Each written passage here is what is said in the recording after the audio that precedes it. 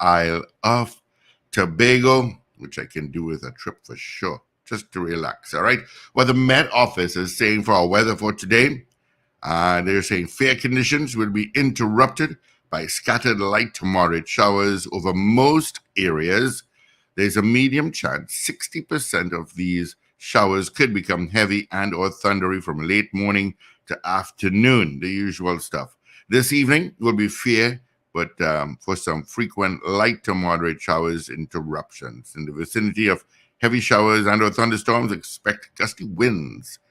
All right, so there you go. Maximum forecast temperature for both islands today would be 32 degrees. All right, so that's your weather for today. So most areas is what they're saying. Light to moderate showers over most areas. All right, let's take a look what's happening traffic-wise. Nothing to tell you about in San Fernando. Taking the Solo northbound from Freeport to Chigaguanas, you've got some traffic. And just, well, I should say Freeport towards the interchange. All right, you've got some traffic. Congestion again from Trin City to UE, Aranguez, El Escorial, heading into Port of Spain. I thought the roads were lighter than usual this morning. Out of the west, Diego Martin, out of Maraval, Mocha, I got nothing to tell you about. Okay, let's see. Who sent us hellos first thing this morning? Let me check. DJ Ray out in Tampa. Good morning. Garcilia in Valencia. Boy Bedesi out in Debe. Still there, get my doubles and stuff from you guys. Boy. Maria Celia, Oliver Manwaran, Isasha out in London. Rena Boodoo Jennings, Wayne Bennett out in Covington, Georgia. Good morning to you. I didn't open up WhatsApp. Would you believe I did not open WhatsApp? Let me just do that now while I do that. There it is. There it is. There it is. All right. Well, that's loading up. Oh, geez. I'll have to do it all over again. Okay, let's see who else. Wendy and James. Carol Guevara, good morning. Rennie Devines, a.k.a. Strong. Morning to you, Strong. I sent this message there. David Wares, and of course, Mrs. Wares. Good morning to you all. Marcia Rock out in Orlando. Mo Gaines, Cohen Duke, Bisnath Passad, Ray out in West Palm Beach, Florida. Good morning to you. Michael Gradison, good morning. Yeah, don't know there, bro. Don't know. Johnson Noel out in Arima. Good morning to you as well. All right. I'll get my WhatsApp. I have to fiddle around with it and load it up. But yeah, I'll do that in a short. You know, men cannot multitask. That's what they say. But maybe I will try. Yeah, maybe I'll try. Okay. So good morning to you. Thank you so much for joining us. Of course, lots happening in the news. Of course, this young man, what's his name? I'll get it here. I have it right in front of me. Has been found. Suvesh Ramnarayan has been freed. So that is good news. All right. All confirmed by the Hunter Search and Rescue Team, which when I saw it, I found out it was actually legit, because, you know, there's so much fake news that's going around. So, okay, yeah. All right. I got the WhatsApp up. So let's see. Trevor in Arima, good morning. Dan Raj, how art thou? David Nelson, good morning. And who is this chap here? I don't know who this is. Far Rockaway, good morning to you as well. Yeah, all right. Thank you so much for joining us on WhatsApp. Our WhatsApp number is 3181021. Our toll-free number for North Americans, toll-free, 866-525-1099. And locally, to our studios, 222-8255. All right? Ben J. Singh, Ewood Rajpal, good morning. Cherian Meloni, good morning. Anna, good morning to you. Hope all is well. All right. What's making the news today? I got my papers in front of me, so let me see. No, I don't have the papers. Okay, I'll have to download it. Yeah, I'll have to download. I thought I would have it by now, but I don't. Oh well. Such is life. All right, so I can open up the lines 222-8255. Toll free North Americans 866-525-1099. A lot of stuff making the news yesterday, and not good news. I'll have to get the papers to look for some good news. There was a shooting incident. A chap said police officers came to his house and they had their face covered. He did not let them in, and he was shot and killed. A home invasion in Gonzales Village, Guapo, yesterday. 4 masked men robbed Jam Long Casino in Curep. Yeah, I don't know where that is, though. I don't know if the one by Farm Road there.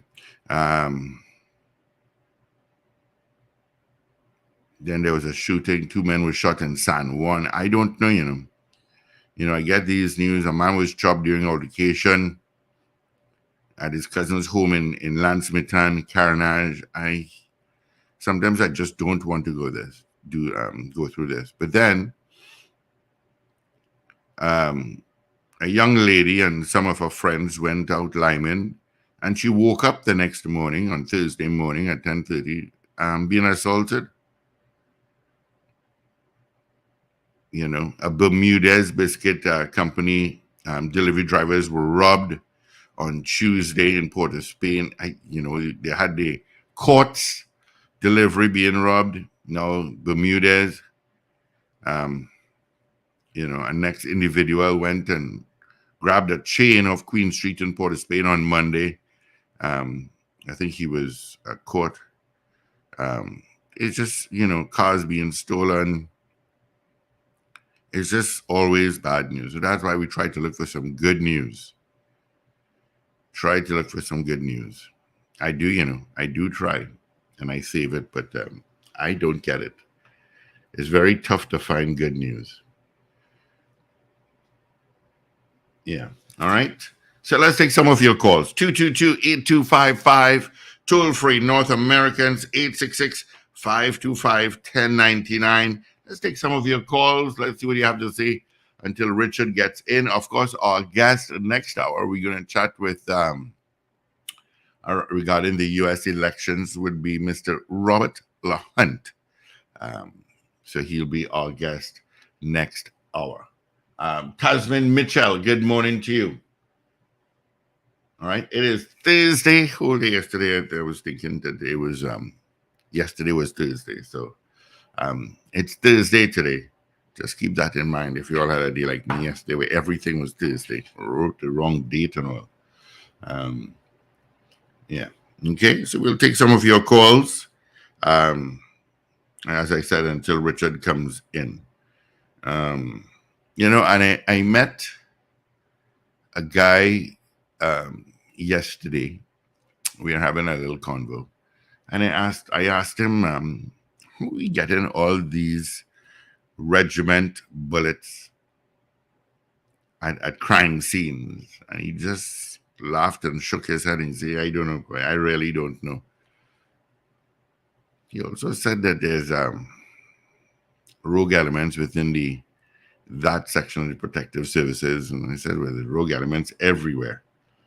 So he couldn't say anything. He didn't know anything. Or he just didn't want to tell me. I don't know which one it is. I think he just didn't want to tell me. But it was not the police. It's the regiment, that section of the services. I don't know. Who's guarding the guards? All right. Ministry of Works and Transport. The minister said you all got those metal grates for the flyover by Ragoobarsingh and NP heading into Port of Spain. Could you install it quickly? Again, coming through this morning, there are people, and they put on their hazard lights and they try to go over these humps as slowly as possible. Including pickups. That one I could never understand. A pickup that is built to take that kind of road. I don't know. All right. So lines are open. 222-8255. Toll free North Americans 866-525-1099. Our numbers directly into our studio. Good morning to all those on M&E TV. I call it Me TV. Good morning to you all. And thanks for joining us on YouTube and on Facebook as well. Good morning. Thanks for joining us. Yeah, okay. I was just trying to get something here on my phone. Yeah, and up the islands, because we are up the islands. We're up on Anguilla, Bahamas, Barbados, British Virgin Islands, Cayman, Curacao, Dominica, Grenada, Jamaica, St. Kitts, St. Lucia, St. Vincent, Turks and Caicos. Yeah, as we stream video via television. And of course, these various channels are 127 and 109 and so on. We have some calls coming through, so let me grab them. Good morning. Good morning, Steve. How are you Morning. doing? Not bad at all, bro. What's happening? I am fine. I woke up this morning. I'm so happy you woke up this morning. One of the things that I do that most people do is first thing to check the phone. I don't know that. And after, okay, good kudos to you because it's an addiction that most of us suffer with.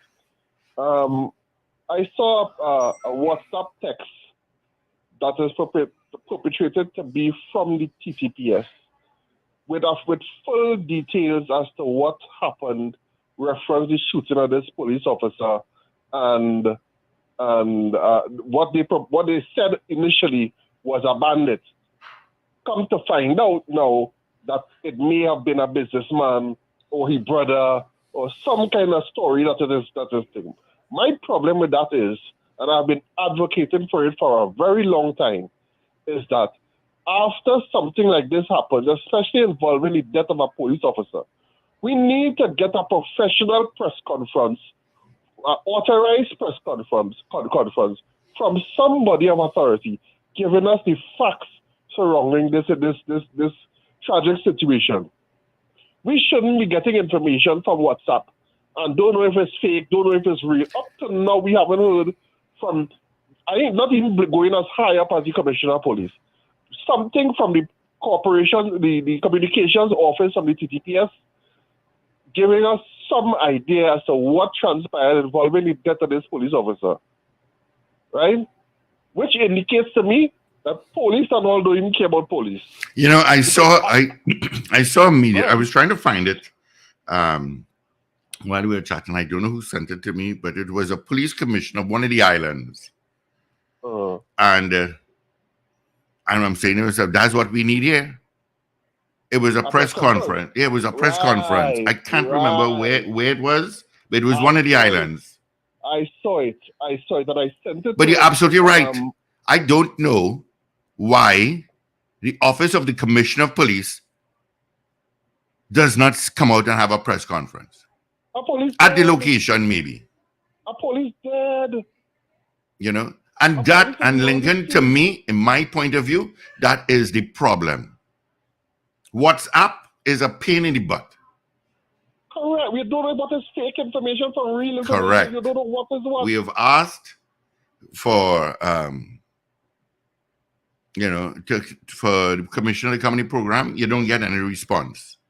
But they sit down behind their desk and say, okay, we're going to have a virtual press conference. You're right. A police officer died. Forget the commissioner.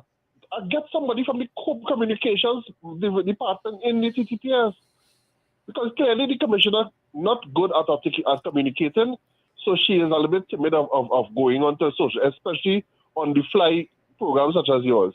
So she don't want to be embarrassed. I understand that. Not everybody had the gift of gab, but in your communications department, you have from Joe and Archie, you have Pitt. You have all kind of people who have better gift of gab that is authorized to communicate. And they give with credit is due. The only person that comes out and speaks within the service Batson is Wayne Meister. my son, and he is not one of the authorized people to speak. He does just do his own thing. But I commend Sergeant Batson. Yeah, Brent Batson, he's another one. Yes. Those two are the only officers that come out and speak. And we get the facts. You get the facts. When you send things on Facebook and WhatsApp, that is not an official thing. So I wanted to highlight that this morning, and I hope it falls on the right ears. You know what? It's going in someone's ear and it'll come out the other side. No, but you're absolutely right. They need to have a press conference. They need to communicate with the citizens of Trinidad and Tobago. If that is part of the job, that is part of the job. If you do not like it, take a course, grab somebody, learn how to do it. Especially in the wake of the demise of a police officer. Oh my God. No. It's just the way the country is. Look at the amount of things I ran through this morning. Mm-hmm. Yeah. Thanks, Lincoln. A lot of calls coming through. All right, buddy. All the best here. Good morning, caller. Good morning, Steve. Morning, sweetheart. How you going? All right. So, first of all, I want to say condolences. I'm lowering volume. I want to say condolences to the officer who was killed yesterday. Because when I heard the news first, I didn't get the impression that he died. I just heard they said 2 officers were shot. To hear later on that he died in hospital, I was like, what? So that was so bad, And you know what my good news is this morning, Steve? Oh, the release of the businessman. Yeah, that's the good news. I said that this morning. Yeah, I say, oh my gosh, after so many weeks, he's alive. And he's 20 days. Oh my God, that is a long time to be by somebody kidnapped. Oh, jeez. Yeah. So let's hope he was kidnapped and sure, but because, sometimes you see all kind of stories, but I was happy to hear he was alive and well. Yeah. So, please, that God is alive and well. Yeah. Thank you, Derry. Good morning. All right. Good morning, guys. Good morning to our listeners, wherever you are. Yeah, good morning to you. How you doing, Rich? I am great. Excellent. Good morning, caller. Good morning, gentlemen. Morning. Steve, I'm glad they're going to be looking at the MP flyover, but it's not only the expansion joint. They need to also clean the drainage downpipe because a lot of water accumulates. So I hope while they're looking at the expansion joint, they would reestablish those drainage downpipes because that road is always filled with water. You're so right with that. So I hope our dear friend from the Ministry of Works who listens to the program would be hearing this and ask them to please reestablish those drainage downpipes. Yeah. And you know another bridge that floods is the one by St. Anne's, as you just leave the roundabout to go up before you even get a Hilton, that little bridge. I can never understand it.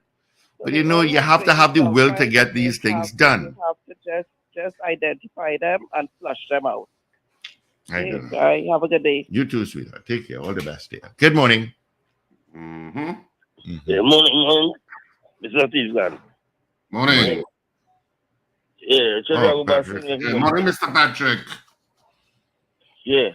Concerning the shooting of that police officer, I was listening to a piece of news somewhere I heard that they went to serve awards, right? And something went wrong, and the people who went to serve the warrants, we started to shoot at them because they don't know there was police.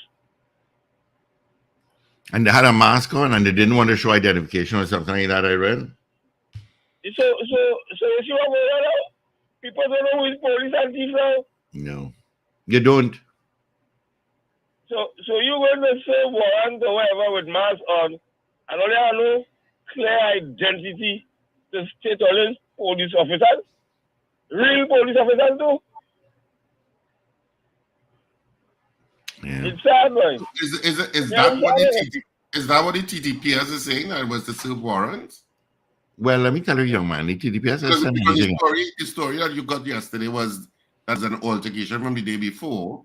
At least that was what I saw in our groups too. That it was an altercation. Yeah, on a beach. Before. Right, and then they came to the man's place as a come-uppance, I guess, to come back and deal with him. And he was confused as to who it was and thought it was false police. So that's not the real story. So what's the real story? The real story is they went to serve a warrant, as Mr. Patrick said. No idea. We don't even know what the real story is. Because, but the whole issue is now, People don't know who is police now and who is thief and people come in and approach your door and all kind of thing and you have a gun, you want to shoot down the place. So you don't know who is who. That's what going on now. That's what goes on now. It's sad though, but an officer died. Right? Yeah. No, this port strike going on right now. We November month. November nearly finished. Christmas Friday. But is it really, Mr. Patrick, is it really a port strike? Or is it a port disruption? Is it a port protest in some areas and not others? Because according to Mr. Alexander, the chairman yesterday, he said some parts of the port were functioning, but others weren't. Some parts were proceeding like normal. He says some people not coming out. It was a very conflicting kind of picture that was being painted. That man not telling the truth. He's being very diplomatic. Because Michael and he said say that they had some negotiation went on, some 12%. But something with the workers on the port, they like to put on tools for Christmas party. They like to do that there. Because I know people receive goods that they're supposed to receive for December. They receive that all in February. I know people have to get married for December and have to go and buy goods because the goods don't come in time. Yeah. So I don't know why there's whole the national terrorism sometime, but I don't know why there's whole terrorism now. I don't have a good day. Well, not only import, as exports as well as we said last week. Earlier this week. Yeah, well, the same day that we interviewed Michael Anisette, actually. Yeah. Yeah. And there was a shooting yesterday in Port of Spain again. One man was killed, a Belmont man, in a drive-by shooting at 3 o'clock in the afternoon. He was killed, his girlfriend was injured. At Duncan and Prince Street. There's a time that school children are all over the place. Good morning. Hello. Caller, good morning. One more time. Good morning. Morning. The caller figure seems to have something. I find, I don't want to say nefarious, peculiar, so it's wicked. Every Christmas since I know myself, port workers, the busiest time of the year, both import and export, always good. And I find like government should enact legislation that the port is an essential service. They can't be holding people to ransom around this time of the year. There are people waiting on certain things. And then we, the consumers, now have to pay the port. You understand? Yeah. I fed up with them. I fed up. Every Christmas for the longest while, I'm 60. They're always doing that for me to the end of the year. And blatant disregard for people. Good morning, everyone. Yeah. All right. Thank you, caller. Apparently, it's the one time of the year that they feel they have the most leverage, I guess. Yeah. That is it. That's what it comes across as that. But, I mean, I suppose ultimately are the issues legitimate? That's what you have to also look at. Because when we spoke to Mr. Alexander yesterday and we had raised the issue of the wage increase of 12% between 2014 to 2017, which was agreed on by the board and was signed off by the board and the union, but was not being implemented, and there was some pushback by the current board on concerning the issue. Mr. Alexander was saying there was no CPO input, so was that agreement even valid? A board signs off on an agreement with regard to wage increases for 12%. Let the court decide. That's it. Which is why I was asking, well, is this before some court? Is there a road to getting it before some judicial officer to decide on this? And he was, to put it bluntly, he didn't seem to know. Good morning. He vacillated. He didn't seem to know. Good morning. Yeah. Good morning. Yeah, Steve, when, and Richard, morning. Morning. When the port workers take industrial action around this time, yes, I agree that is the time they have the most leverage. But who at the end of the line does get all the hurt?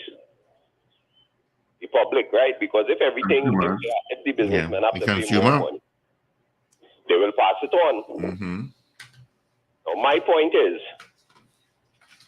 the authorities take care of Roger when they used to take ransom against the country with respect to gas and oil and so on. Why they can't take care of the port? You know, because eventually the public will pay all the costs that the businessmen incur. Mm-hmm. How come they can't take care of them? What's the reason? I all for collective bargaining, you know, but you can't be holding the public to ransom. So around Christmas time, nearly every year, all they want to do it. People who send down barrels for their families, they wouldn't get it on time, right? People who have to buy things in the stores that the businessmen paying more money for, you'll have to pay more. Why they can't take care of them? Either solve the problem or take care of the union. Have a good day, gentlemen. Mm-hmm. You too. Have a great one. I'll just shake my head. I've never received a barrel in my life.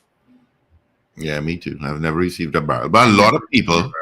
I know people who do. Yeah, and I think over the years I may have carried people to the respective ports to clear them. Mm-hmm. I think Point Lisas is one of the main ports down there that clears barrels too. Yeah, I've never had a barrel sent with anything. I know there's a whole network of how that's done. Yeah, I think you have to get your BIR number, I believe. Now for barrels? Yeah. Barrels? Yeah. Okay. But I don't know. I don't know why your BIR number. I remember this was a discussion that came up a couple of weeks ago, if not a month ago, so that BIR number request.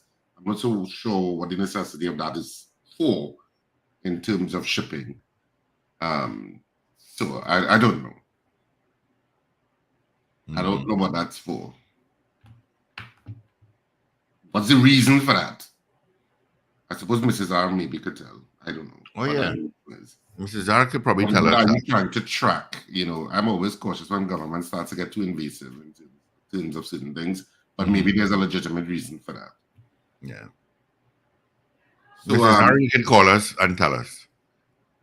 So I did not watch international news at all last time, but of course we had rehearsals again for the play that's on this weekend, Love is a Walk.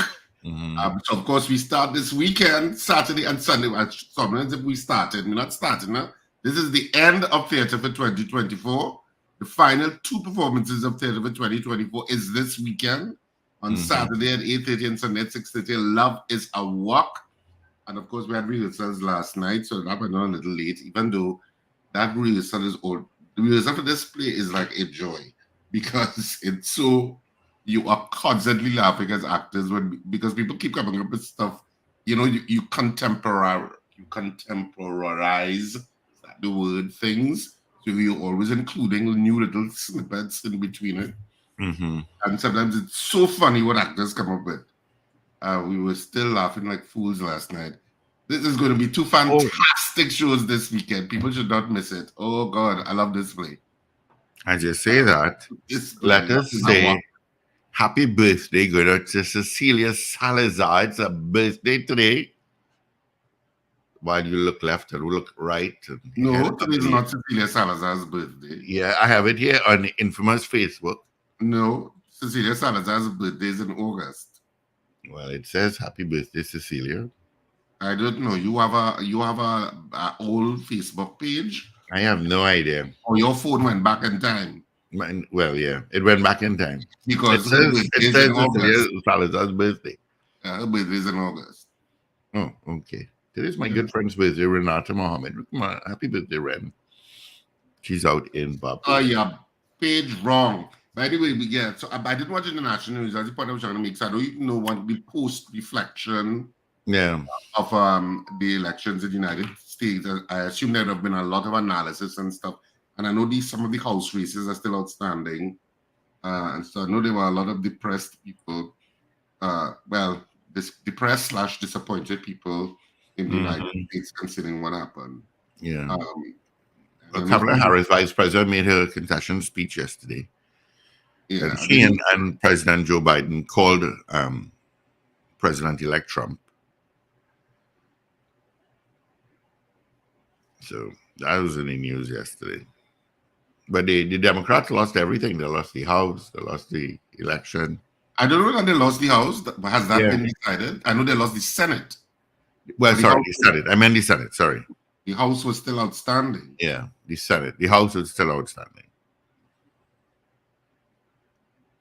So we'll see how it all plays out.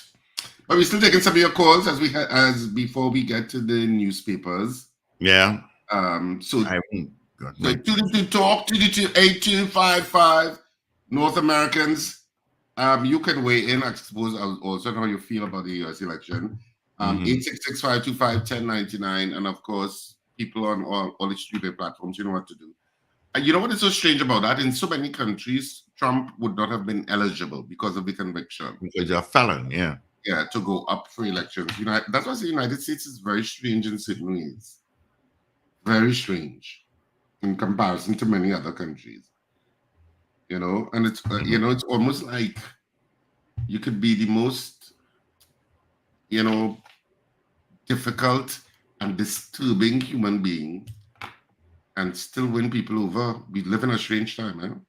We do indeed. Where almost anyway, it is what it is. Yeah.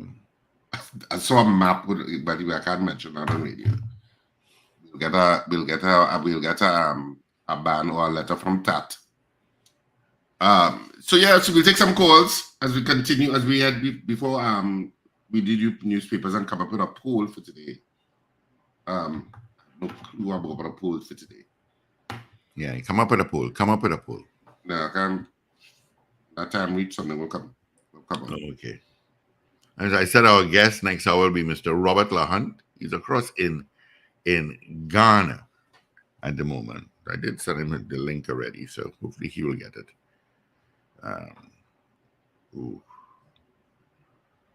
Yeah. All right. So 222-8255, toll-free North Americans, 866-525-1099. You can still vote on our poll question that we asked you yesterday on our mobile app and our website only. And the question was, are you surprised at the outcome of the elections? All right. So you can vote on that. Go to power102fm.com or vote on our mobile app. All right. And Richie Rich will come up with that question here short. All right. 35 minutes after the hour is 6 o'clock. Thank you so much for joining us, all those on Facebook, YouTube, and on MeTV, which is right up the islands. All right. Traffic has built up. Freeport, the interchange. I don't know how you all do that every day. I don't know. They have to. Mr. Tate, who building is next door. He lives in San Fernando, and he's in the office. He arrives the same time as me just to get away from traffic. A lot of people come very early in the morning. Yeah. Which is why breakfast places need to open a little bit earlier. They used to, but now people don't open as early as they used to. Yeah. These the ones that I use frequent. Port of Space, a hustle and bustle when I coming in. Well, I guess. Yeah. The only people that come out early is doubles. I have no problem with that. Good morning to Mr. Ali of Ali's Doubles on 5th Street, Barataria. Good morning to you. Today's Thursday, so I think you get 4 for 20, if I'm not mistaken. We still have to discuss. We still have to get Penelope Beckles-Robinson on, Steve. I don't know if you. I tried. Concerning or Hasselbackers. I tried both. The Minister of Digital Transformation, if that's the correct name of that ministry. Yeah, I tried both. I tried for yesterday morning, and I tried once each yesterday for both of them. And because that issue rang out. Ms. Hasselback as the Minister of Digital Transformation, it's a more wide-ranging discussion on where the state is with regard to digital transformation. But Penelope Beckles-Robinson, when last I spoke with her, was quite prepared to come on the program to discuss. She told me the same thing. I'll try her again.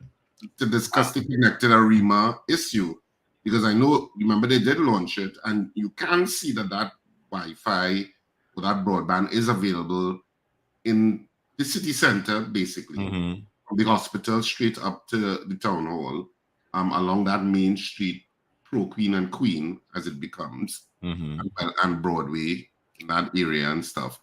But when I'd spoken to the minister some time ago, she had asked, well, what's going to be the outcome in terms of the Burgesses of ARIMA, in terms of utilizing this smart city concept? What's the rollout supposed to do for the Burgesses? What does it all mean being a smart city? And nobody has answered that. I mean, okay, you could go and look it up on the internet and see what other cities are doing. I'll try her again. Nobody articulated that, or you haven't heard anything about it else in the media. It's just that you put Wi-Fi and that's it. Yeah. It's very strange to me. Yeah. We have a call. Good morning. Hello, good morning. Morning. I'd like to know if the Lovers of Rock, if you can pay by credit card, and what part in Val Park, please? Well, in Val Park, you could get tickets at Antoni's Florals. They may not take a credit card payment. They may want cash. If you want to use your card, you probably will have to go to a K-Squared branch, or you could go to the Cipriani College box office. You can use your credit card there. And what time do they open, the Cipriani? They open from 12 noon to 6 p.m. From 12 noon to 6 p.m. and you can use a credit card there, right? You can use your credit card there, yes. Okay, thank you. Okay. All right, buddy. Have a good time. Don't break up the seat. Okay, all right. Sure. Yeah. A lot of people, David Wares and Cheryl, when they broke the seats at Central Bank, and then they hurried off without paying for the seats, I hear. They ran off. It was a laugh and run. And David Wares and Cheryl. David Wares will make an amazing Santa Claus. Huh? I don't know what you mean by that. No, with his little size and his beard. He'll be a Santa Claus for sure. You know who used to be the consummate Santa Claus for years? Glenn Davis. Who? Glenn Davis. Oh, how Glenn going? He's good. I haven't seen him in a long time. No, I see him from time to time. He still comes to theater. He comes to the place with his wife, Anne. So I see him from time to time. And sometimes we go and visit him at home, Oh, really? Deborah and myself. And one of my good You all discussed doing the resurrection of Mary Can Dance. Well, I keep calling for you, Richard, if you have to get new cast members, you have new cast members.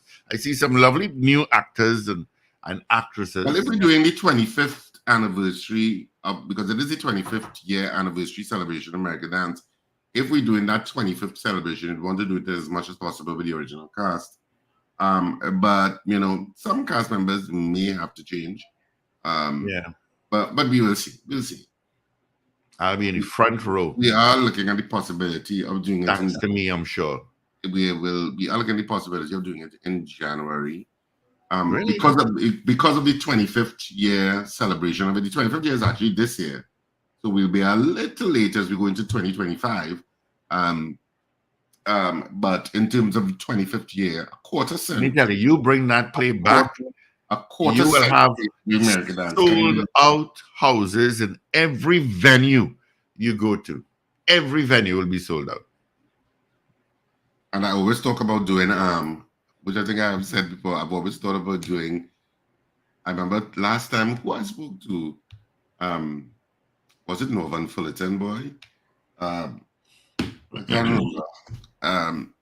But anyway, and I remember I discussed it with Raymond, obviously before he passed, God rest his soul.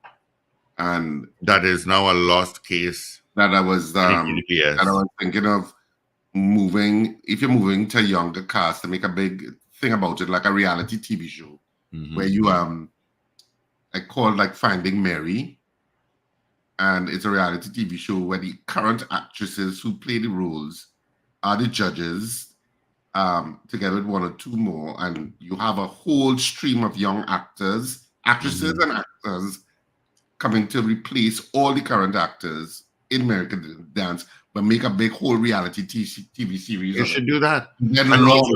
And also Sexy San Fernando said they should bring it back so younger audiences will know about it.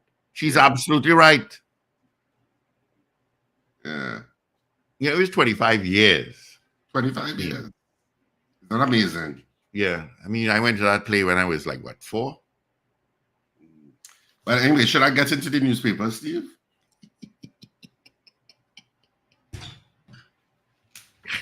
Oh, you shall. Yeah,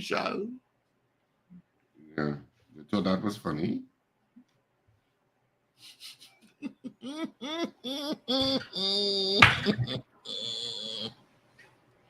I'll get into the newspapers. And of course, today is Thursday, November 7th, 2024. And the headline that the Newsday went with is Rowley congratulates U.S. President-elect. TT will work with Trump. That's the headline. Cop and suspect killed in Guapo. That's a subheadline. The main picture is that of Vice President Kamala Harris as she waves after her concession speech on Wednesday at the Howard University campus in Washington, hours after Republican candidate Donald Trump won the U.S. presidential election. And there she is waving. And of course, they're also advertising, the Business Newsday, I guess. And the main story in the Business Newsday is going bankless. What a cashless society looks like. So that should be an interesting thing if you're interested in how the country navigates towards going cashless. On the back page, football stalwart Sinclair remembers York's early days, dedication unmatched. That's the headline on the back page. Woods and Sandy Top Track Challenge Series. So that's the front and the back for the Newsday today. Moving on to the Daily Express. Let me give you the front page of the Daily Express this morning. Police in Point Fortin shootout, resident killed, cop shot dead. That's the headline that the Daily Express went with. And there is an insert photo of Constable Krishna Banahar. There's a picture of him. Pain over Kamala. There's a big picture of a supporter looks on as U.S. Vice President Kamala Harris does a concession speech, and of course she's teary-eyed.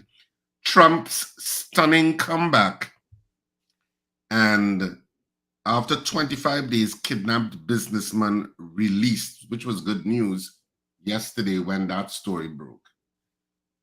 So that's good. That's great news that he is found alive, etc. And on the back page of the the Express, which is also news, access to chemotherapy services, relief for cancer patients. Warner gets High Court go-ahead in extradition. And the main sports news in the Daily Express,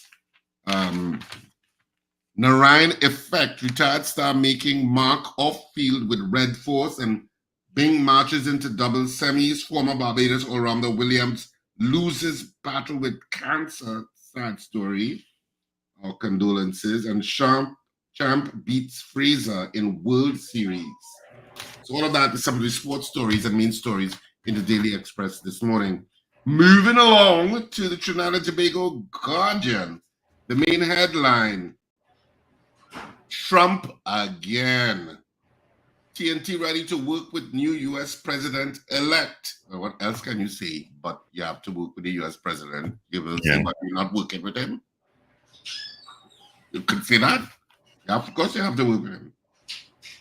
Suvesh freed, kidnapped businessman released after a month. Cop shot dead during raid. All of that is on the front page of the Trinidad and Tobago Guardian this morning. And on the back page, Prez and Sando begins intercall defense. That's a main story in the Trinidad and Tobago Guardian. That's it. Three dailies this morning. All right. Thank you, Richie Rich. I'm just messaging Mr. LaHunt here. He's in the papers this morning. All right, so let's get the results of our morning poll where we asked you yesterday. Let me just pull it up here. Are you surprised at the outcome of the elections? Yes or no?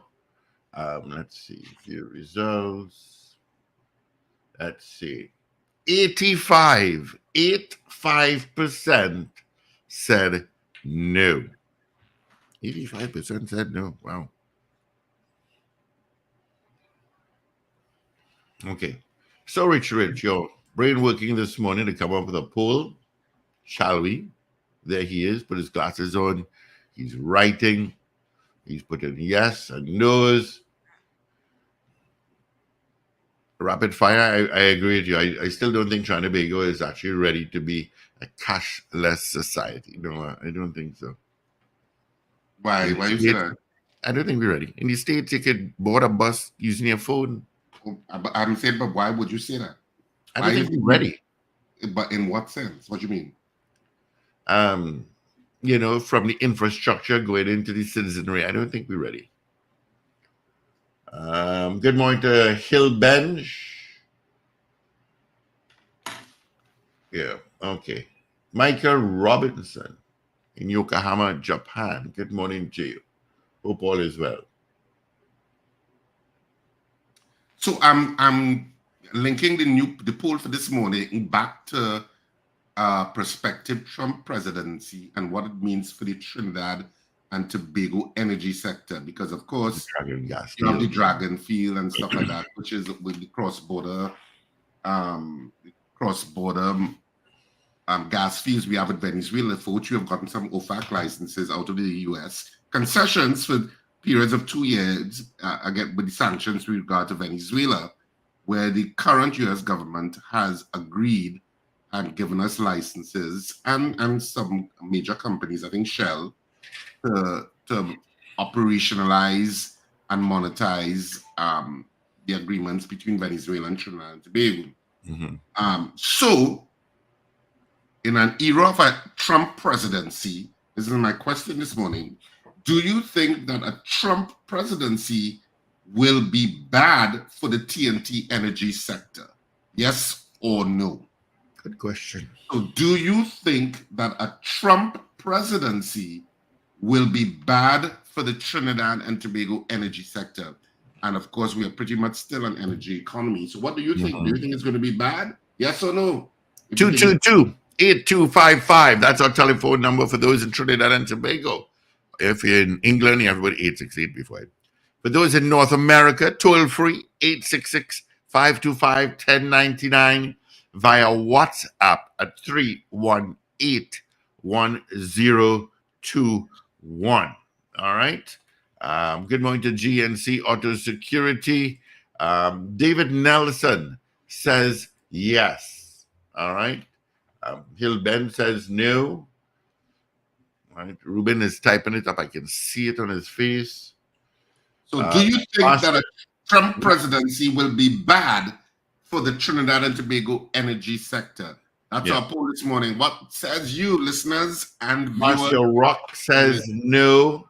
Mars versus Venus. Hey, I haven't heard from you in a long time. Hope all is well. Says no. Rapid Fire says no.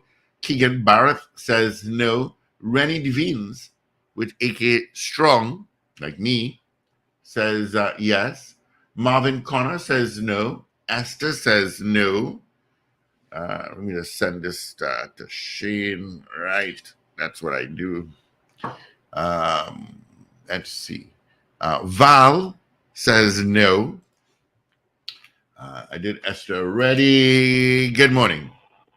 Good morning, gentlemen. Sandy Grandi, no. All right, thank you. Do you think that a Trump presidency will be bad for the energy sector for us here in Trinidad and Tobago? Yes or no? Julia S. Batiste says no. Let's see. Rob in Antigua says yes. He'll focus on the American energy first. We got Michael out in London saying no. Thank you. Thank you. Dave Gosine says no. Jess Archer Kennedy says no. Do you think that a Trump presidency will be bad for the energy sector? Yes or no? That's all we want. And we love to know where you are messaging us from, even when you call us. We love to know. Let's see. So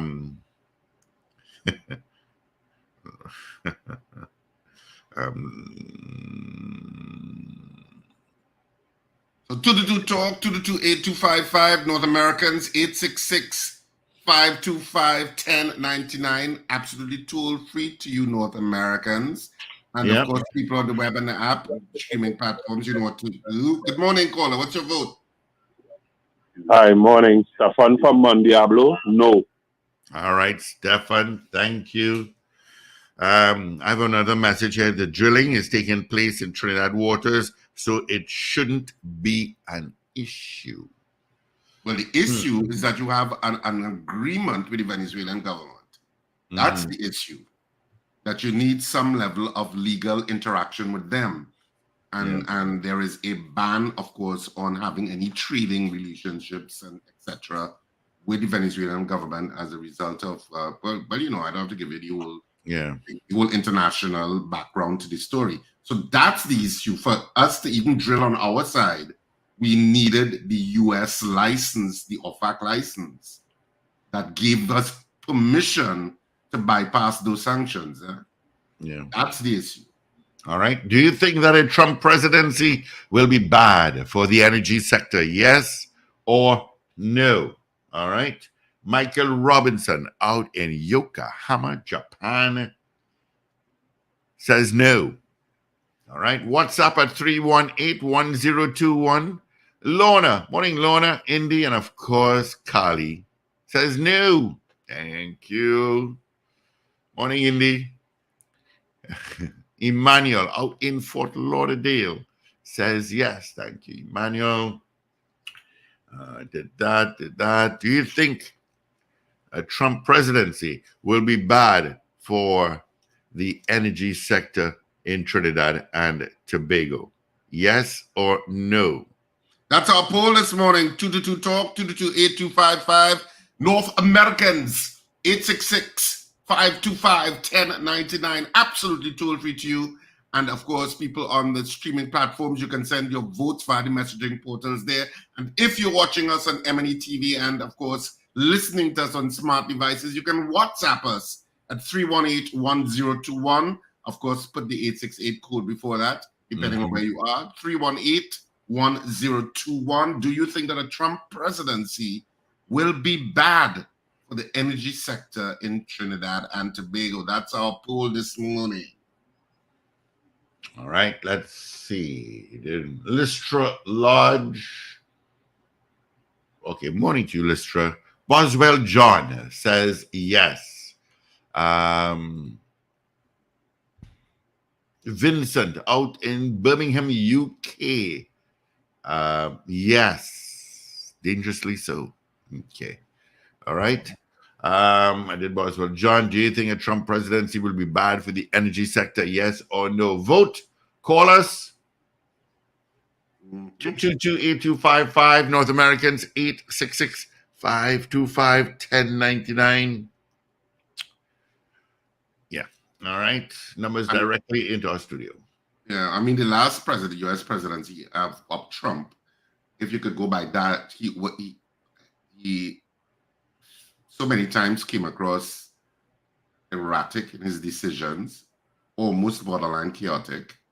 It almost seemed like the last person in the room was the one that he went with. in terms of so many decisions. I don't know, because he has had that experience, if this new reiteration of a U.S. Trump presidency is going to be different and a little bit more organized. But certainly the last time was a lot of the world used to wake up every day not sure what mood he was in, that kind of way. Yeah, you're true, eh? That's what it was. You know? All right. Let's vote, of course, coming up in 2.5 minutes. Evie will be in with our major news. So do you think that a Trump presidency will be bad for the energy sector in TNT? That's our poll this morning. What do you think? I see Wendell sent us something here regarding that. Trump victory may impact Dragon. So do you think that a Trump presidency will be bad for the energy sector in TNT? That's our vote this morning. That's our poll this morning, not our vote. CJ, Slick Money Grip said yes. CJ New York says yes. Lisa Devines, hi Lisa, says yes. There's 2 Devines I have on this morning. Morning to the Devines family.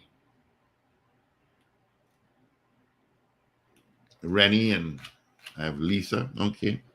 Gregory Bauer says yes to the poll. All right. Do you think that a Trump presidency will be bad for the energy sector? Yes or no? That's our poll this morning. Still linking it to the results of the U.S. elections, which I think for a lot of the world was bewildering. Yeah. Southman says no. All right. I have to go to this place in South. I think it's called Grill on the Hill or something like that. Everybody tell me I need to go and have a meal there. Ray Garcia says yes. Mars versus Venus says change to yes. Apologies. All right. So take out a no and put a yes in for Mars versus Venus. All righty. Yeah, Grill on the Hill. I don't even know where it is, but I hear the food is really good. Southman, tell me the food good. Let's see. Any more WhatsApp here? Nothing there. Do you think that the Trump presidency will be bad for the energy sector? David Wares says yes. All right. I see economist Marlene Atz had that in the Business Guardian saying Trump victory may impact Dragon. I'll read that when I come off the air. Yep, so I mean, we're going to see how it all plays out. She says a renewed presidency of Donald Trump can mean that sanctions can be maintained or intensified against Venezuela, which can in turn have a negative impact on that country's relationship with TNT over the Dragon natural gas deal. So says economist Marlene Atz. All right. Evie is in. Here she comes to save the day. And she's ignoring me. Yeah, pretty much. Thanks. Let's get into news while she ignores me. Maybe I should ignore her. This is your news bulletin from Power 102 Digital. Prime Minister Dr. Keith Rowley extends congratulations to Donald Trump on his victory in the United States presidential election. The opposition United National Congress sends best wishes to new President Donald Trump and all members of his incoming government. Donald Trump prepares to select his top team ahead of his return to the White House after Kamala Harris vows to a peaceful transfer of power. And the Trinidad and Tobago Police Service confirms the safe release of kidnapped businessman Suvish Ramnarayan. Details in a moment.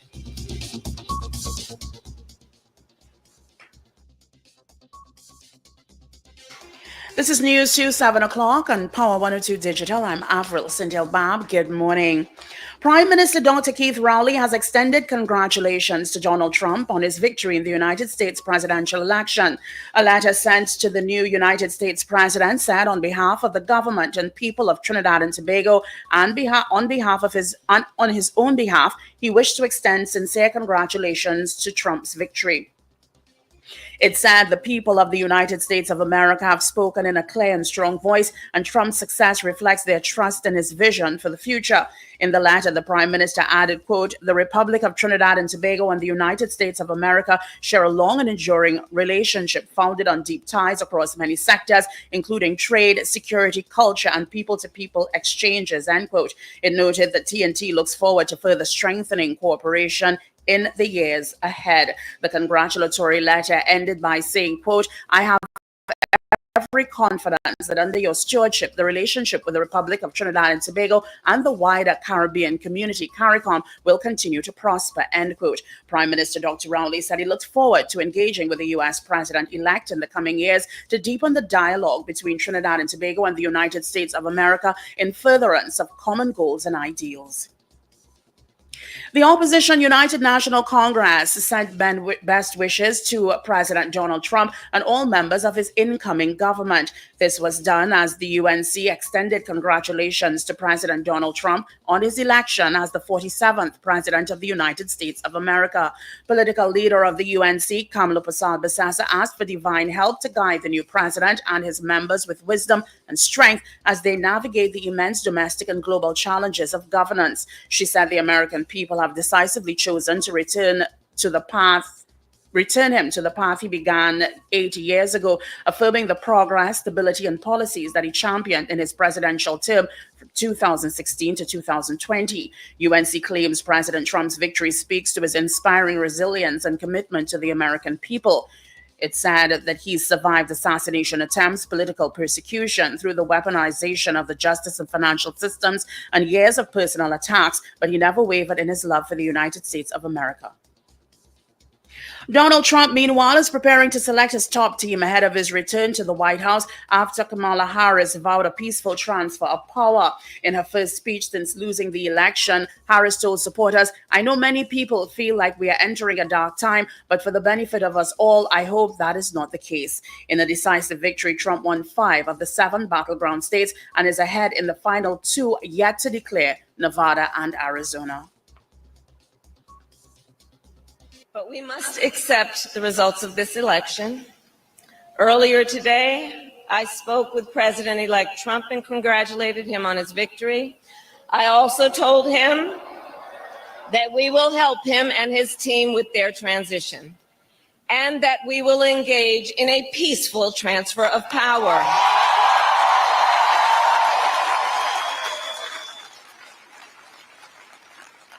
A fundamental principle of American democracy is that when we lose an election, we accept the results. That principle, as much as any other, distinguishes democracy from monarchy or tyranny. Finance Minister Colm Imbert plans to meet soon with officials of the Tobago arm of the Trinidad and Tobago Chamber of Industry and Commerce, Curtis Williams, to discuss the foreign exchange situation. Speaking at a news briefing this week, Minister Imbert said he's not aware of the means by which business owners on the sister isle get forex from the available systems to facilitate them. However, he confirmed he will meet with the group soon to hold deliberations. I am not aware of the mechanism by which Tobago businesses access foreign exchange. I don't know if they go to the Exim Bank. I don't know if they go to FCB, for example. And one of the interest groups that I will be talking to will be the Tobago Chamber, of course. I will get that information out of them. And then we'll see whether we could fashion something for. Meanwhile, consumers in Tobago are being warned by the Tobago Chamber of Commerce of expected increase in the cost of goods due to strike action by workers at the Port of Spain. Chairman of the organization, Curtis Williams, told the media in a recent interview the delays of ships has a ripple effect and can result in implications for the public, which can influence the price of goods. Definitely, we're going to see some increases coming. Please look out for it because the delay of all these ships out in the stream, the cost is going to go up. And the business owners, the wholesalers is going to pass that cost on. You are listening to news on Power 102 Digital to 7 o'clock. The Trinidad and Tobago Police Service has confirmed the safe release of Suvish Ramnarayan, a recent kidnap victim who is now back with his family. Ramnarayan was kidnapped on 12th October 2024 by armed assailants while at a bar located on the southern main road, Cunupia. On November 6th, 2024, approximately 1:15 a.m., the kidnappers allegedly contacted the hostage's family, instructing them to pick him up at a location in Cunupia. A male relative arrived at the location around 1:54 a.m., found the victim waiting at Jerningham Road and took him to his home.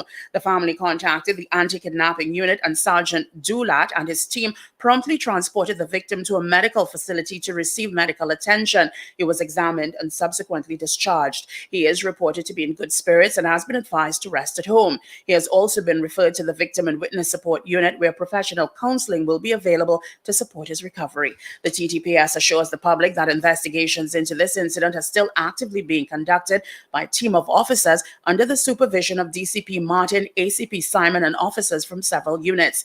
Anyone with information that could assist in apprehending those responsible is kindly being asked to come forward. Well, finally, here is weather news for the period today till midnight. Trinidad and Tobago, fair conditions will be interrupted by scattered light to moderate showers over most areas. There's a medium chance some of these showers could become heavy and or thundery from late morning to afternoon. Nighttime fair, but for some frequent light to moderate showery interruptions. In the vicinity of heavy showers and or thunderstorms, expect gusty winds, localized ponding, and street or flash flooding. Your forecast maximum temperature this morning would be 32 degrees Celsius, both at Piarco International Airport and Crown Point in Tobago. Currently, the temperature at Piarco International Airport is 28 degrees Celsius. It is 26 degrees Celsius at Crown Point. Recapping your headlines to 7 o'clock, Prime Minister Dr. Keith Rowley extends congratulations to Donald Trump on his victory in the United States presidential election. The opposition United National Congress sends best wishes to President Donald Trump and all members of his incoming government. Donald Trump prepares to select his top team ahead of his return to the White House after Kamala Harris vows a peaceful transfer of power, and the Trinidad and Tobago Police Service confirms the safe release of kidnapped businessman Suvish Ramnarayan. Well, that was news to 7 o'clock on Power 102 Digital. I'm Afro Satel Bab. Look out for more news in detail at 12 noon today and an update at 8 o'clock this morning. For more details, log on to power102fm.com. Up to date and credible. Power 102 Digital. All right. Thank you so much, Avril, for our major news. You can join her again come 8 o'clock for our news brief. All right. And then alongside Sir Charles for major news at noon. Let's see. Do I have any more votes? Let's go here. South Carolina. Captain Ron is in South Carolina. Did you vote? No, you didn't. So good morning, Captain Ron. From Junior, my answer is no. Captain Ron, I hope you have yeses for the poll. Trevor Arima says yes. Black Pearl says yes. Chris Toussaint, morning, Chris. Out in Washington, D.C. says yes. Tone Luke says no. And that's what I've got so far, Richie Rich. All right, so our poll this morning, do you think that a Trump presidency will be bad for the energy sector in Trinidad and Tobago? That's our poll this morning. Well, we had 35 people voting on the poll in the allotted time. Of the 35 people voting, 18 of you said no, you do not think it will be bad. And 17 of you said yes, you think it will be. So it's one of those very, very close polls where opinions are divided on how to look at this issue. So 17 of you said yes. You think that a Trump presidency will be bad for the energy sector in Trinidad and Tobago, and 18 of you said, one person more, in terms of the no side, said no, you do not think that a Trump presidency will be bad for the energy sector in Trinidad and Tobago. I think the proper answer is who the hell knows? Yeah. Because Trump is not predictable. That was certainly a feature of his former presidency. Yeah. He's not a predictable man. And he can make all sorts of decisions that don't necessarily make sense. Yeah. Lenny James said yes, and Dan Rand said yes.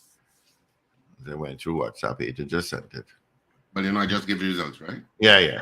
So that will have to go for next. Of course, you can continue to vote on this poll throughout the day and through all programming. And we'll give you the final results tomorrow morning, which will be Friday. Yeah. And the Of course, because the weekend begins tonight at a second after midnight. When you vote, you go into our mobile app or our website at power102fm.com. Right. And of course, theater closes for 2024 this weekend. I know there's some of you who are absolutely loyal fans who come to every single play. And there's some of you who come more than once. I know there's some of you who just love theater. That's what they love. They come to theater all the time. And thank you sincerely for your support. But of course, this is the final two shows for theater for 2024. Love is a Walk at Cipriani College on Saturday at 8:30 p.m. and Sunday at 6:30 p.m.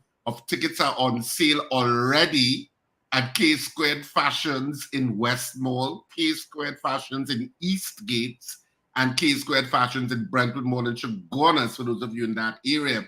And of course, you can also get tickets in Arima at Electronics in Arima, Jabili Rawi in Tunapuna. Of course, you can look up the names of these. Well, you can check RSR Productions theater page for the telephone and the contact numbers for all of these outlets in case you're not exactly sure where they are. But Electronics in Arima is where you can get tickets. Jabili Rawi in Tunapuna and Tony's Florals in Valpark Shopping Plaza, which is just beneath, on the ground floor beneath Valpark Chinese Restaurant. Yeah, by the steps. Yeah, lots of work going on in Valpark Shopping Plaza. When it's finished, it will be absolutely beautiful. So that's where you can get your tickets. Looking forward to people coming out this weekend. It's going to be lots of fun. This is an excellent first play to see, as I said, to many of you listening who have never set foot inside a theater to watch a live play. I don't know, you're missing half of your life. Yeah. Support theater wherever you are on the planet, quite frankly. But of course, this is an excellent first play to see if you haven't seen one before in your life. Right. Good morning to you, Mr. Robert LaHunt. How are you? Hello. Good morning, Steve. Good morning, Richard. Good morning, Trinidad and Tobago. Good morning, Mr. Land, and thanks for joining us on the Power Breakfast Show. We appreciate you taking the time. How you spent your birthday yesterday? Man, fantastic. Oh, I didn't realize you're a fellow Scorpio. Well, yeah, sorry to say. Yes, all good people in Scorpio, man. Fantastic people. Yeah, including your Prime Minister, who's actually on the same day as I am. Oh my gosh, I tell you. I like to tell people, when we meet up, sometimes I tell people, we're on the same day. I say yes, but different years. All right. So, but we can start right there because you've been in the newspapers, you've been in the media, let me say, this week concerning, I don't want to say a disagreement, but certainly expressing your opinion on the PNM's cancellation of their annual convention and I guess the postponement of their internal elections prior to the 2025 general election.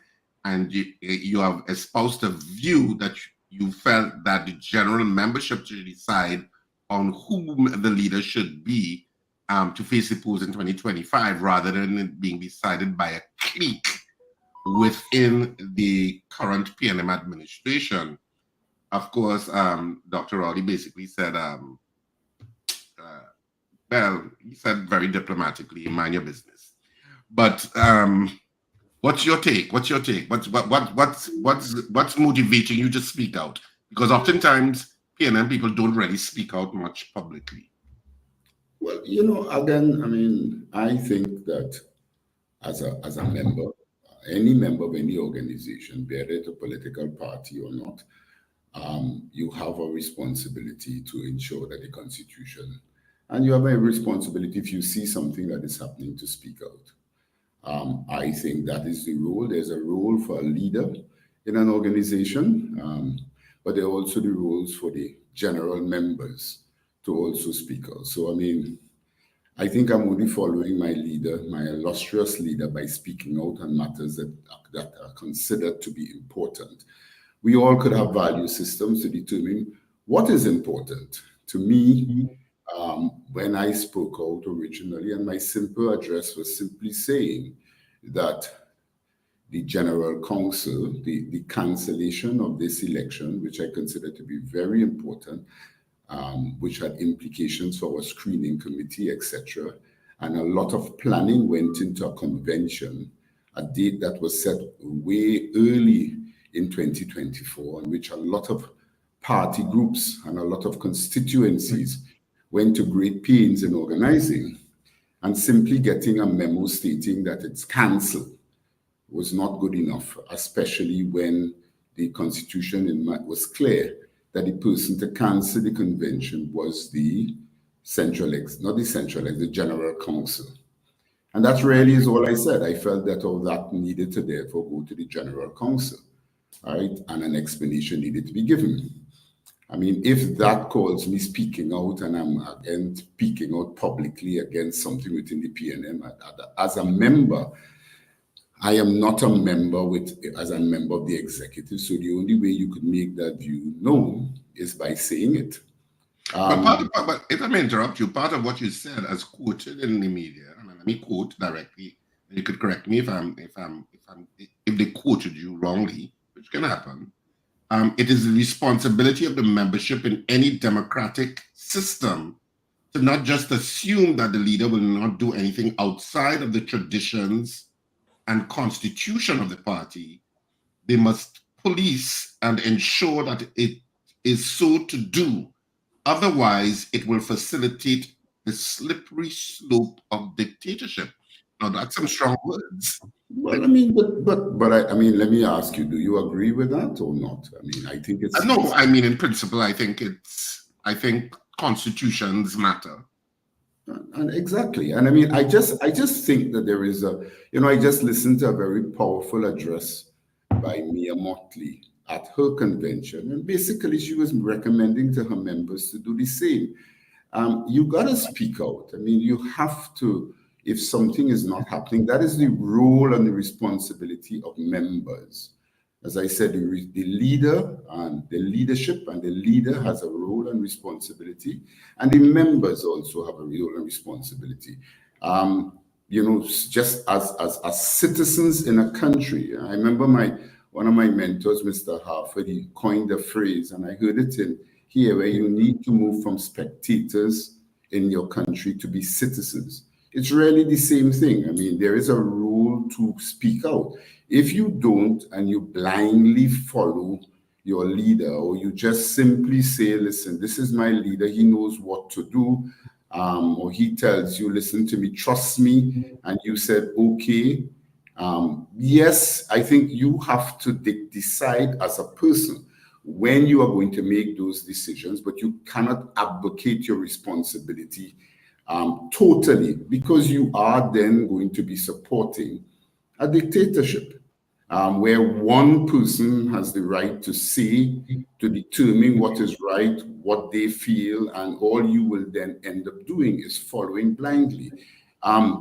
I think any successful organization, whether it's in business, whether it's a country, a club, as long as you go into you have an organization where that is the paramount culture, or where that is what is rewarded, then I think that organization is really leading in a direction that is not right. So, yeah, I mean, but you obviously got some pushback from the Prime Minister concerning your public utterances.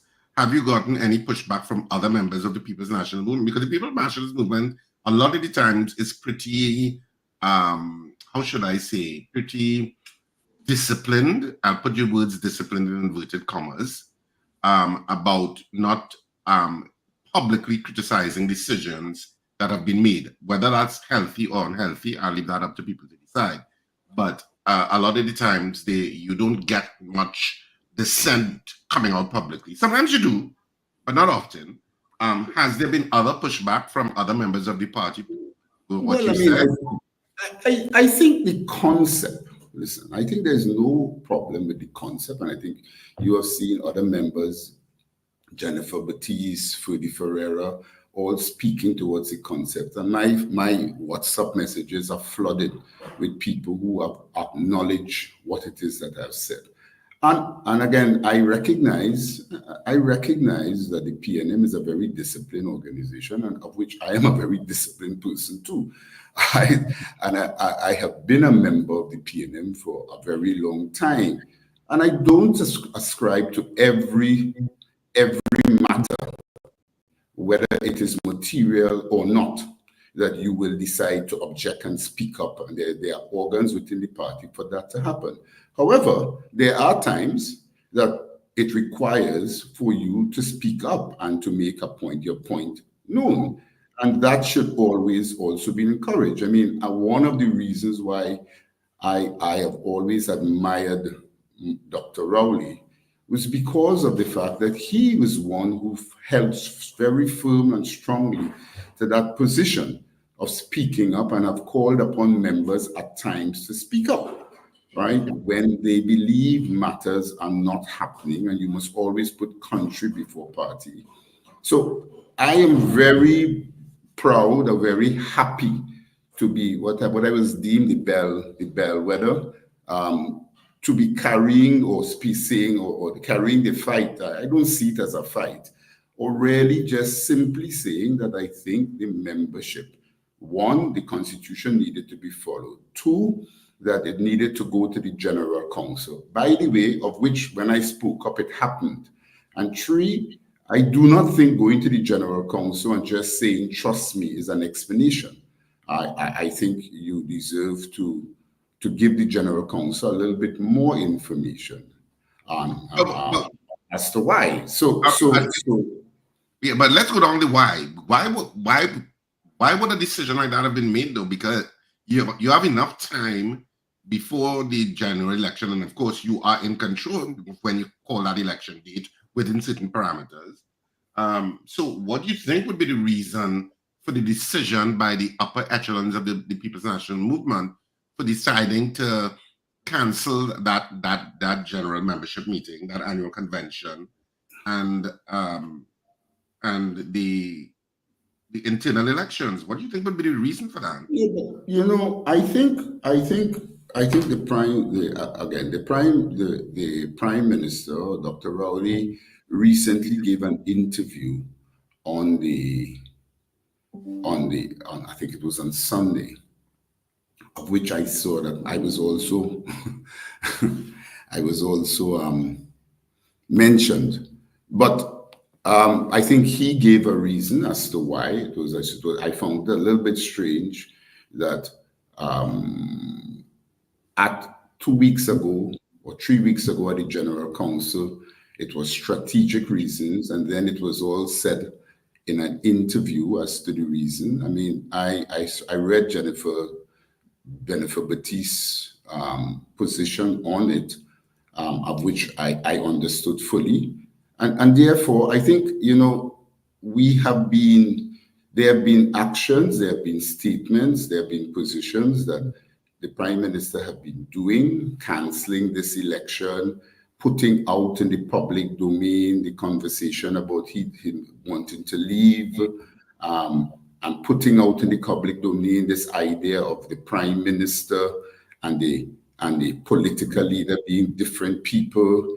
I think all of these things have caused us an environment that is a little bit unsettling. I think it is, and I feel that it is up to members, once these changes to the norm are happening, to question them, right? And appropriate explanations need to be given, and they need to be questioned, and whatever the reasons, I think it's important for all members to put up our hands and say, listen, whatever changes that are being proposed, whatever changes are being contemplated, it is not the members that are putting out these positions. All right. Therefore, if it is being put out, we need to ensure at all times that, listen, the membership has a role, the membership has certain expectations, the PNM has certain traditions, and it's not, and nothing is wrong for us to say, please ensure whatever is being proposed, that we will be up and front and center, and our rights of one man, one vote will not be taken. Now, you could take the position and say, well, you know, of course your leader understands that, and he will definitely ensure that happens because you must trust that he will. Well, I understand that, and that most likely, and that could be. But I think it is also the responsibility for someone to say, please ensure, and then someone could answer and says, of course, I will ensure. It's not a matter of saying, well, you know, of course I will. And therefore you as a responsible person then have not fulfilled your role as a member. Well, educate me, Mr. Lahan, considering this, because if it is that meeting, that annual convention is, let's say, cancelled prior to the 2025 general election, and if internal elections are postponed till post that time, how do you accomplish the transition of a political leader from one person to another without that annual convention and that internal elections? Because there is speculation, of course, that Dr. Rowley seems to be passing the baton to Stuart Young. That's a speculation among the citizens of Trinidad and Tobago in terms of what you're seeing playing out. Some of the comments that Dr. Rowley has said as Prime Minister about, you know, there's a point at which you leave. The repeated appointments of Stuart Young as acting Prime Minister away from Colm Imber. And I know everything is intentional, and more so at that level. So how could that be accomplished legally without an internal election to properly ratify that X or Y is the appointed political leader in my stead as I depart? You know, there's a lot of conversations about Dr. Rowley, whether or not. I think Dr. Rowley is within his, and this might sound strange, right? I think it is Dr. Rowley's right as the Prime Minister to select whoever he feels, because that is his right and his responsibility, that he feels should act when he decides to go or leave the country. I think that is clearly within his prerogative. It is clearly within his right to do. And therefore, he doesn't need to consult anyone, and he picks the person that he feels he wants to choose. Just like it's in his right for him to determine who should be in a team. If you are captain of a team, who should open the bowling, who should open the batting, who should be a Gary Sobers, when you're going to make your changes. That's fine. All right. So surprisingly, whether or not he picks Stuart Young, or today he picks, tomorrow morning he decides to allow somebody else, or he moves Colin Imber, that is, I don't have a problem with that. All I'm saying, there is a conversation that has been put out there in the national public that, and surprisingly, the Constitution allows for it. The Constitution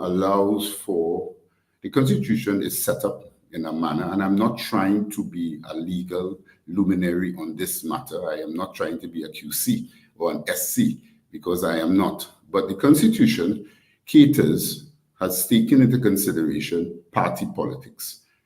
And therefore, the Constitution states, and I'm not being verbatim, but in essence, the leader of the party who commands the majority within the House at the time of the election, after an election, will be offered the opportunity to be the Prime Minister. I think that is in understanding, because The leader, you went into an election, and this person who won the PNM, the leader of the PNM. However, it also states that if the prime minister, if the leader for some reason doesn't want to be, then there are also provisions in there for the person, for the president to appoint the person who in their mind commands the majority, who in their mind among the other members of the party will have the majority. And therefore, it is theoretically possible for the prime minister of the country to not be the political leader. Ironically, I was told by someone this was a particular position that also came up when Basde Pandey was going up between the time of the alliance and so forth. So there have been conversations around this before, but it is not the norm. It is not the norm it is not the tradition in PNM that anybody expected that to prevail. I don't think anyone in Trinidad and Tobago expects that to prevail.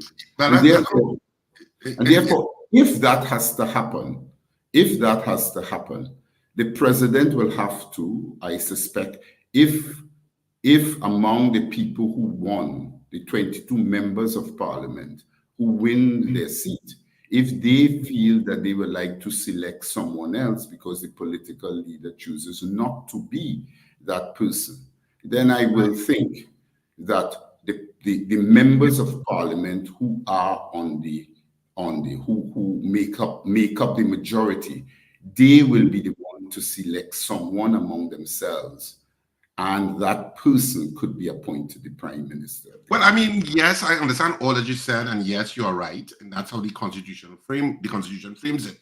But it's highly unusual for the People's National Movement to take that kind of approach to determine the leadership of the party if they were to win the next general election. That would be highly unusual and very strange. And Richard, therein, I think therein, and that's all. I mean, you agree this would be highly unusual, highly strange, and therefore, if, however, it is brought onto the public discussion by your political leader that this could be a possibility, then like you will say, but wait, this is highly unusual, this is highly strange. So explain that to me a little bit more, and please ensure that, when we voted for a political leader, it was our expectation he would be the prime minister. If this is something that I never thought about, is unlikely, I never thought about it as possible, then all I'm saying is, please explain and ensure that I should be saying as a member, well, I'm not so sure that I'm in favor of that. And if I am, I want to make sure that it doesn't impact on my ability to vote for the person, and so forth. So you have just said that you find that very highly. It was not, I didn't put that on the table. It was no member who put that on the table. But once it is put on the table, right, by a credible person, then it requires a little bit more explanation, and it requires to say that goes against our tradition. You don't think so? Isn't that the prime minister, in terms of political succession, is not confident that the internal elections will yield the result that he desires? Well, again, that to me, I am never going to be one to ascribe reasons to the prime minister. But you always have to speculate on what the reasons are. Well, again, but all that I would say is that it is all, at the end of the day, we have a process. We have a constitution. We have changed from a delegate system to a one-man, one vote. Whether or not we feel it will give you the results or not, as a leader, I don't know. That is a particular view, and that might be or might not be, and I will not say. what is interesting and what is important is that we follow the process. And as a member of any institution, I think your role is to ensure, and as a citizen, it is our role to ensure that the Constitution of Trinidad and Tobago is always adhered to. As a member of a party, we need to ensure that the Constitution, so whatever the reason for the person, and again, that could be their own personal reasons, I don't know. But I feel if that is the reason, just simply because you do not think that you will get the result that you want, then I don't think that is a viable reason. Democracy doesn't work like that. I mean, you go into an election, you people, the voice of the people, the voice of God, everyone will like to get a particular outcome, and we work and we fight for that outcome in a manner through the process, and whatever the outcome is, we accept the outcome. All right, so you have obviously made your views on this matter very public, as has Jennifer Batiste Primus, but this is the big but. In the history of politics in Trinidad and Tobago, you may have some dissenters to the party's narrative as espoused by its leadership on both sides of the political fence. But the reality is that people fall in line.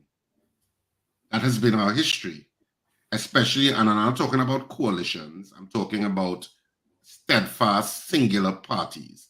That has been a tradition, that you fall behind what a political leader wants.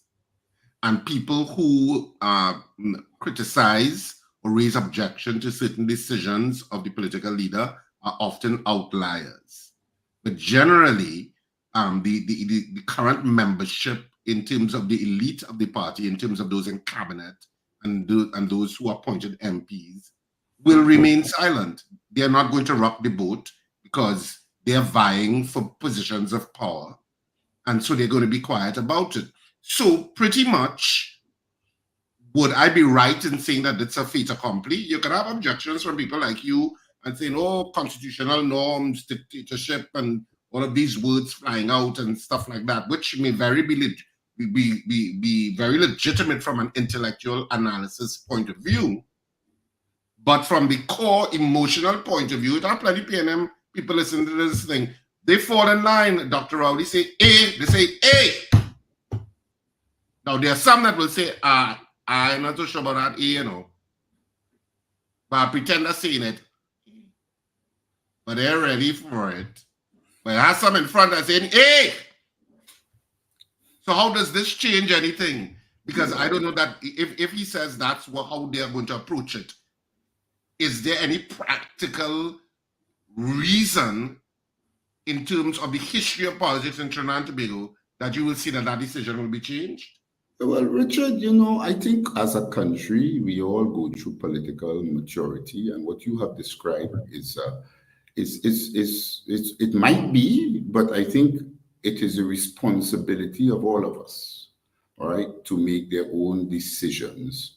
And I have never been one that believes simply because the expected result is X, that you should then just simply go along. As I said, to me, that's a dangerous precedent that you are setting, and that's a dangerous precedent, and that's a slippery slope to dictatorship. So it might be so, and you might be saying, as people have said to me, well, you're wasting your time. Yes, at the end of the day, what are you fighting for this for? It doesn't matter. It doesn't matter. It wouldn't change anything. That has never stopped me before in taking principal positions. I think you owe it. It's a responsibility. As you have seen how I have conducted myself in a number of spheres, in the bank, in politics, as a minister. I do not accept simply because this is what is the expected outcome that you should do. Secondly, not that I aspire or want to have one, please, but any particular higher office. But I'm sure when Dr. Rowley stood up and made his positions clear on the times that he disagreed, and he actually spoke about putting country before party, I don't think, and I was glad that he did it, because at that point in time, he was demonstrating, in spite of the expected outcome, in spite, and as Fudi Ferreira said, at the time, a lot of people who are presently disagreeing with me, just then they also disagreed with that position. He was one of the few people who stood up behind Dr. Rowley at that point in time, because it is important that we have people in our society who will stand on behalf of what is right. And therefore, I admire Dr. Rowley tremendously when he did it. And therefore, he did it in spite of the same situation that you spoke about, Richard, that he probably did it expecting a lot of people to criticize him. And again, I step back and I say, what is it that I'm doing? I mean, I'm simply saying, in whatever system, and I'm sure we all want that, in whatever system that being put in place, one, I believe that we have to follow a constitution. We need to be able to be clear that we have to have, I thought the cancellation was not correct. And I still hold that view. All right. The members went to General Council and they made their position, and that's fine. Jennifer Batiste was one vote, and I admire her for that. She stood up and she gave her views. At the end of the day, democracy determines that one man has one vote and the outcome is different. I'm also saying that at the end of the day, we all have a tradition in the PNM of the prime minister and the political leader being a certain. I have never, and I would say publicly, I support 100% Dr. Rowley being the leader of the party. I've always supported him, and I think he's the best person suited at this point in time to lead the organization. If for whatever reason Dr. Rowley chooses to want to leave on his own, no one is pushing him out, then I expect that the traditions of the party, which is we go to a convention, we all go up, everybody, the members get a chance to see who wants to be in charge or who would like to be the political leader and the prime minister going forward, and the democratic process where all members of the party vote for that person. That person is now elected as a political leader, and we go forward. If that position is going to come up in 2026, I think we should be very clear going into the election that if Dr. Rowley is the political leader, that he will be our prime minister. All right, because the people we are looking to vote. So if there are any changes, and I don't know what are the reasons, all I'm saying, if there are going to be any changes outside of the norm, let it be rooted in the members of the party having a say and an early say in the selection of who they want as political leader / prime minister of the country. I mean, that's reasonable. And if that makes me a villain, if that makes me an obstructionist, if that makes me not loyal, those are tags that people put on to you. I don't think that that cap will fit on my head, but so be it. I'm sure you're going to have people saying views differently. Yeah, but I mean, I get it, and we'll see how it all plays out. I mean, as I said, people who criticize the PNM from within the PNM are often outliers. But not that it doesn't happen, but it does. But they're often outliers, and people who may disagree will generally keep quiet. I know Wendell is one who will sometimes criticize when he's ready. He does criticize when he doesn't agree with something. But I just wanted to take the conversation away from the People's National Movement. And Richard, I must say, but I thought that we were coming not to have a conversation on the People's National Movement, and now we have almost for close to half an hour on this particular topic. But such is life. Our general elections, so. Yeah. But I wanted to touch on the issue of a Trump presidency. Of course, you had the results yesterday in the U.S. elections. Trump is going back as president for the next 4 years. How good or bad is this for Trinidad and Tobago's energy sector? That was our poll this morning. Whether you think it was bad, it's going to be a bad time for our energy sector under a Trump administration, especially with the issue of OFAC licenses and stuff for the cross monetization, I guess, of the Dragon gas field, etc., where we needed those licenses to get around the sanctions. Do you think that a Trump presidency is going to be bad for the energy sector? What's your opinion? Or do you think it's too early to tell? You know, there is a certain thing about, and again, you know, almost if you link the two, right? I mean, what are we talking about yesterday? Just before, we were talking about uncertainty, right? To me, uncertainty is one that is directly related to risk. You know, once there is uncertainty, there's a premium that you have to pay in finance, and uncertainty in politics is what is leading to all these conversations, right? And this is one, we have a new president. You had a part under one particular regime as to what was a possible outcome. There was uncertainty, but there was a probability of a possible outcome was higher, all right? And therefore, there was a certain degree of comfort with that risk. Now you have a new president. Again, I think one will have to give this president, or you'll have to listen and hear what is his foreign policy, what are his new positions. So you are thrown into a realm of uncertainty. And we could sit and speculate as to what he might or he might not do based on past utterances, right? I am sure on the campaign trail, he did not say specifically, you see that Trinidad-Venezuelan deal, it cut. He didn't say that. So it is going to be dependent on his foreign policy. How quickly he gets into that stride, how quickly he prioritizes this issue to him. I am sure there are a number of things that are going to be in front of him, dealing with Russia, dealing with Ukraine, dealing with Gaza, dealing with Israel, dealing with Iran, right? There are a number of things in his foreign policy that is going to be important.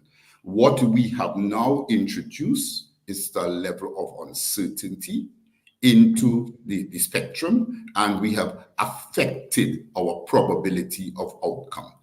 But I am sure that the country, the party, the foreign minister, Minister Young, they all anticipated, because if you're going into something, you have to anticipate outcomes. Or that is what I would have done in management. And therefore, I think this might not have been the preferred outcome. I don't know. But you will have a plan to deal with both outcomes. And I think they will just execute, and time will tell. Yeah. Connected to that, of course, because of the energy sector and our fluctuating fortunes, because of commodity prices, less production. Well, you know what the story is. I have explained it to you.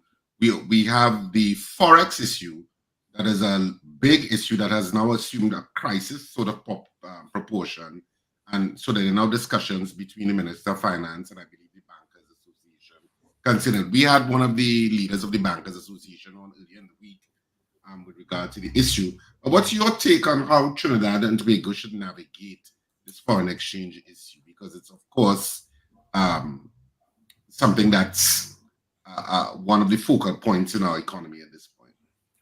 Well, you know, I wrote two pieces actually in the newspaper, and therefore anyone is listening, they could go back and see my two comments on that part one and part two, where in my mind, I looked at it from both a short-term and a long-term perspective. I mean, Richard, the truth of the matter is, I mean, we have a supply-demand problem. We have a supply-demand problem that has been existent for a long while, right? So it's you know, it has been around, and there are certain adjustments that need to make. I like to break things down simply. You know, at the end of the day, it's like you managing your income. All right, you're living a lifestyle with your mother and your father working, husband and wife, and one person lost their job, and you're living over one income. Therefore, there are certain adjustments need to make. If you don't make the adjustments, then your savings will continue to be utilized. All right? That's really, so there are certain levers that needs to happen. All right. I think this problem that we have is not a short-term problem. And we have used the lever over the years of bringing down our reserves, our savings. We have moved from 11 to about 6, 7. So we have used our savings to buffer. Do we believe this is a short-term problem, or do we think it's a long-term problem? Right? There are 3 levers. One, we could continue to live our life as we are going. Right? Every time we want, we demand, and we go and we expect to get. I mean, that's fine. We could continue utilizing our savings, right? We could adjust the price so that supply and demand gets back into what we know is at this price, we have this demand, but the supply is not there. We don't have the inflows, right? Or we could continue to believe, well, it's a short-term problem, continue to reduce our savings and hope that it gets better down the road. So the fallout impact is just really, we have been moving, it's like playing drafts and you're not going forward, but you're moving sideways in attempting to try to stabilize the situation. The long-term impacts, I mean, we keep using the word all the time, diversification. The truth of the matter is we have to start to look at different ways in supporting our export companies. And in my paper, I gave some examples of what we did and what we need to do a little bit more. We need to promote exports. We need to get into new industries. We need to probably look at the tourism sector. We need to probably look short term of getting some cruise ships coming here so that we could get some foreign exchange. We have a supply demand imbalance. And that is plain and simple. We as citizens have to start to look at adjusting our buying patterns, because a lot of foreign exchange is used for a lot of consumer items, as you see. But the reality is there are people who are buying these consumer items because they could afford to do it, which is fine, right? But we don't have the supply of foreign exchange to continue for us to live like this. So we will then start in the short term to create windows, put some exchange control type regulations in place, ensure that foreign exchange should go in certain quarters rather than others, right? All of these are moves that will attempt to make us or try to make us as comfortable. But the long-term solution stems from us reducing our demand and us increasing our supply. Now, that's very simplistic, right?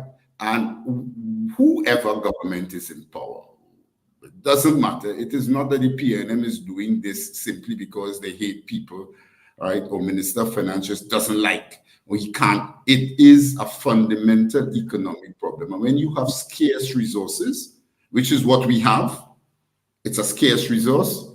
As we all know, when you have a scarce resource, you have to make choices, right? But that choice is where it comes to who gets it, what's the allocation. Everyone will put up their hand and say, I want it instead. So I've noted some of what the minister has put forward. I expected that is what he will do, try to channel some of the allocations into some of the goods that are important, all right? But really, that is a kind of bringing in some sort of controls, exchange controls we are bringing back from our free market system. But I hear you, but for some of the citizens, they're like, hey, you were elected to deal with this problem. You've been there for nearly 10 years, and the problem has continued to exist.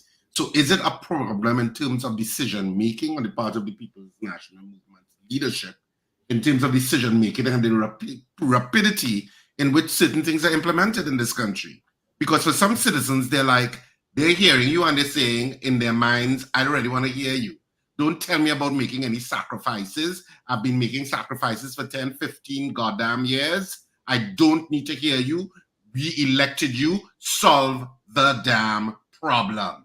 And Richard, at the end of the day, the truth of the matter is, because again, we have our politics in Trinidad and Tobago, and we are so divided and polarized that somebody else will say, well, you know what, come by me, I will solve the problem. It is not, it is not as simple as solve the problem. I'll give you an example. I came to Ghana. Yeah, but you still answer the question, huh? Right? No. I'm going to answer a question and an example. Okay, it really depends on how you want to live. And what people want is solve the problem. Solve the problem. But in solving the problem, listen, I want my rate to stay the same. I want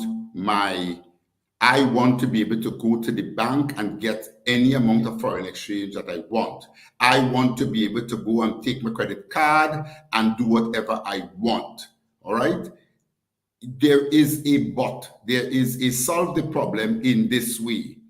And I'm not sure it is possible in the short term to solve the problem whilst allowing everyone to continue to get everything that they want, because you have a supply-demand imbalance. I was saying to you the example in Ghana. I came here, and when I came, the rate was, when I left Ghana a few years ago, the rate was 4 to 1. All right? Today, I've come back 4 years later, the rate is 16 to 1. And I came here about last month, and between the 1 month, the rate has moved from 16 to 1 to 17 to 1. By the way, you could go and get any amount of foreign exchange that you want. Any amount that you want, you just go into the Forex Bureau, you say, what is the rate today? You walk with your dollars and you get it. All right? But the rate has moved in 1 month, from 16 to 1 to 17 to 1. That is a free market system that this economy has adopted. I am not advocating that this is what Trinidad should do. I'm just giving you an example of a country with less reserves than us that have decided to take a particular system. So first we have to decide what is the type of system we want to live in. How do we want this thing to be distributed? Do we want to go back into exchange controls? Yes, but we can't. It might be, but we cannot continue to expect everything to remain the same.